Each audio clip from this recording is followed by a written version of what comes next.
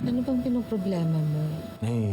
Malaki pong problema. Thea's pregnant. Magiging tatay na si Edward? Hindi po si Edward ang ama. Ako po. May pakabubo ka dahil dyan sa sex life mo! She's doing a lot of charity things. Pero kung tratuhin niya si Jobert, parang salbahing kapatid ko. I just happened to be attending a Torre Campo charity event. Buntis po ako at siya ang ama.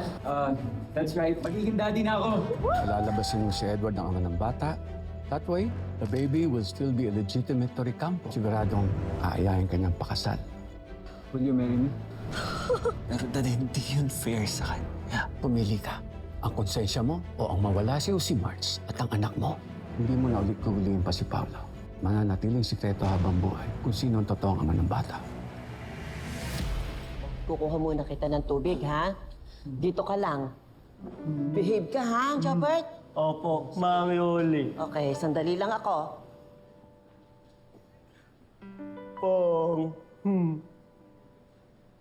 Demo, Mena, Ivy, Jobert, Pogi. Testo Dinis. Kingdom Animalia.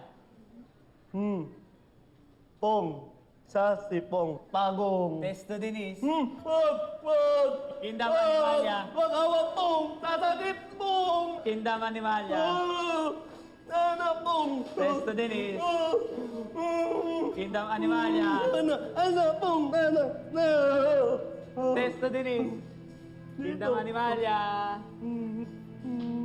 Testo Dinis. Kingdom Animalia. Ulit! Ayaw! Ingay! Jobert! Ulit! Ulit! Ano nangyari? Ano nangyari? Tinulak mo ni Jobert. Jobert! Ulit! Hindi mo siya dapat itinulak. Ano nangyari, Manang? Jobert, ano nangyari?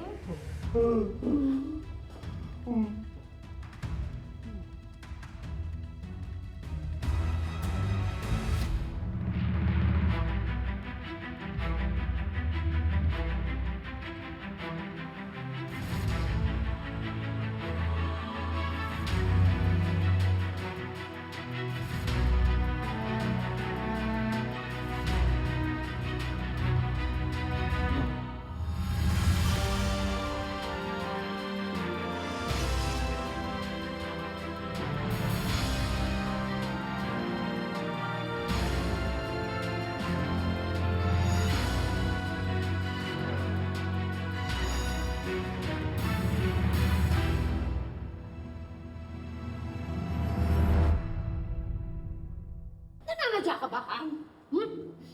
Bakit ka nakikipag-away? Sinakto mo pa dito sa pagdalaw ko, ha? Talaga bang gusto mo ko mapahiya? Kasi gawa nila po walang paalam. Ayaw na nga pa. I don't care! Dapat hindi ka nakikipag-away because it will reflect bad on my family. Nag-aalala lang mo siya sa alaga niya. Isa ka pa eh. Dapat inaalagaan mo ito, pinabayaan mo. Sorry po. Huwag kayong galit. Manang Yoli. Sorry, wala nang magagawa yung sorry mo kasi nakulyan ako. Tama na, ma. Tama na. Maawa naman kayo. Iuwi nyo na yan, Mana. Baka kung ano pang magawa ko dyan.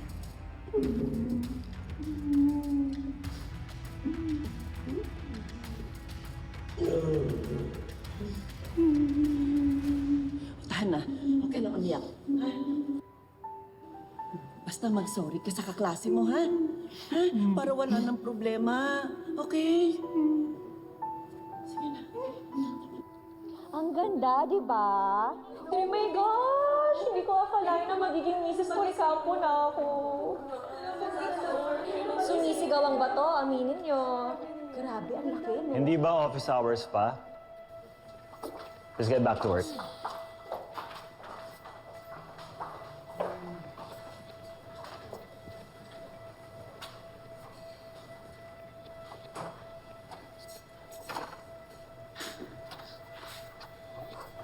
Ibang klase ka rin, ha?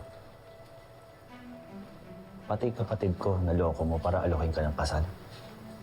Shouldn't you be happy? Wala ka nang problemahin. Dapat tinanggap mo na lang yung offer ko, eh. Bibigyan kita ng sustento, tapos magpakalayo-layo ka na. Mas maganda kasi yung counter-offer ng daddy mo. And that includes marrying Edward. Ipapasalo mo sa kanya yung responsibilidad sa bata? Ano bang feeling mo? Ikaw lang yung may choice dito. Hindi ka ba naawa sa kapatid ko? Habang buhay mo na rin siya lolokohin. Wow! Kung mapagsalita ka naman, parang ako lang yung may sala dito ah. Bakit tinatanggap ko naman yung pagkakamali ko? Aaminin ko na nga sa asawa ko eh. Pero ikaw, dahil dyan sa ginawa mo, dinagdagan mo lang yung kasalanan natin.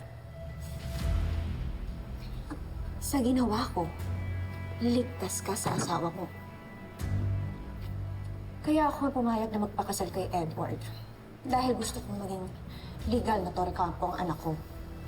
Because this is what this baby deserves. Dapat nga, magpasalamat ka na lang. Kasi hindi ka malalayo sa anak natin nang walang naghihinala.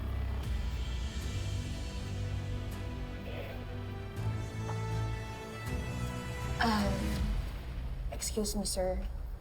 Magtatrabaho na po ako.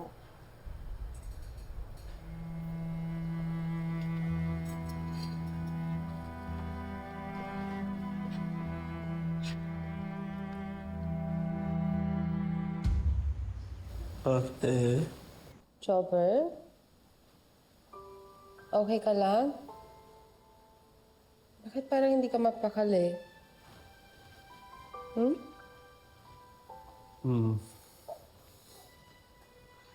ate. Gusto, Jobert, alaga, baby Jasmine. Tulong, Jobert. Sige. Halika. Tulungan mo ako mag-swaddle. Father. Lagay natin si baby sa gitna. Yung kamay niya nasa gitna rin. Tapos dito. Sige nga, gawin mo nga, Jobert. Na, eto, kanan. God, baby Jasmine, pag ikaw galaw. Yan. Ayan, very good. Para sa sumay. Para siya suman. Halika. Kargahin mo si baby Jasmine. Okay, halika. Yan. Dahan-dahan na. Yan. Okay. Hawak. Ayan, very good. Ayan, angat konti. Bigat na. Bigat. Hello, baby Jasmine. Marge,